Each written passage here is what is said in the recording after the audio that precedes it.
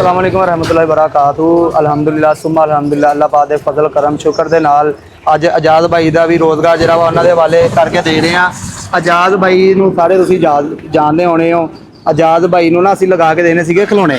ਆ ਲਿਖਿਆ ਆਜ਼ਾਦ ਭਾਈ ਖਿਡੌਣੇ ਵਾਲਾ, ਲੇਕਿਨ ਇਹਨਾਂ ਨੇ ਕਿਹਾ ਕਿ ਸਮਾਨ ਭਾਈ ਤੁਸੀਂ ਖਿਡੌਣਿਆਂ ਦਾ ਕੰਮ ਮੈਨੂੰ ਰਹਿਣ ਦਿਓ, ਖਿਡੌਣਿਆਂ ਦੇ ਵਿੱਚ ਮੈਨੂੰ ਨਾ ਬੱਚਤ ਨਹੀਂ ਹੁੰਦੀ ਹੈਗੀ, ਤੁਸੀਂ ਨਾ ਮੈਨੂੰ ਛਤਰੀਆਂ ਦਾ ਕੰਮ ਸ਼ੁਰੂ ਕਰਵਾ ਦਿਓ। ਛਤਰੀਆਂ ਦੇ ਵਿੱਚੋਂ ਨਾ ਮੈਨੂੰ ਮੇਰੇ ਕੋਈ 1500 2000 ਰੁਪਏ ਦੀ ਦਿਹਾੜੀ ਲੱਗ ਜਾਂਦੀ ਆ।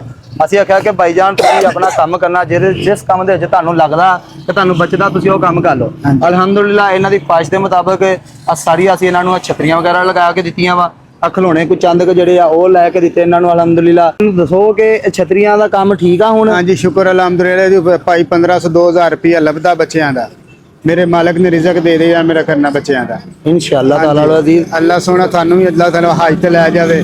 ਅੱਲਾਹ ਤਾਲਾ ਤੁਸੀਂ ਮੇਰੇ ਗਰੀਬ ਦੀ ਝੋਲੀ ਭਰ ਦਿੱਤੀ, ਅੱਲਾਹ ਤੁਹਾਨੂੰ ਬਹੁਤ ਖੁਸ਼ ਰੱਖੇ। ਆਮੀਨ ਆਮੀਨ।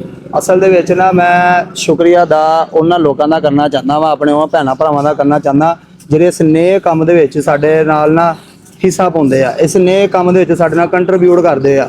ਦੇਖੋ ਕਿ ਜਿਹੜਾ ਵੀ ਬੰਦਾ ਕੋਈ 5 10 50 ਹਜ਼ਾਰ ਭੇਜਦਾ ਨਾ, ਅਸੀਂ ਸਾਡੀ ਕੋਸ਼ਿਸ਼ ਹੁੰਦੀ ਆ ਕਿ ਅਸੀਂ ਉਹਨੂੰ ਜਿਹੜਾ ਮੁਸਤਹਿਕ ਇਨਸਾਨ ਆ ਉਹਦੇ ਤੱਕ ਪਹੁੰਚਾਈਏ। ਤੇ ਮੈਨੂੰ ਇਜਾਜ਼ਤ ਨਹੀਂ ਆ, ਨਹੀਂ ਤੇ ਮੈਂ ਉਹਨਾਂ ਦੇ ਨਾਮ ਲੈ ਕੇ ਉਹਨਾਂ ਦਾ ਸਪੈਸ਼ਲੀ ਸ਼ੁਕਰੀਆ ਅਦਾ ਕਰਦਾ।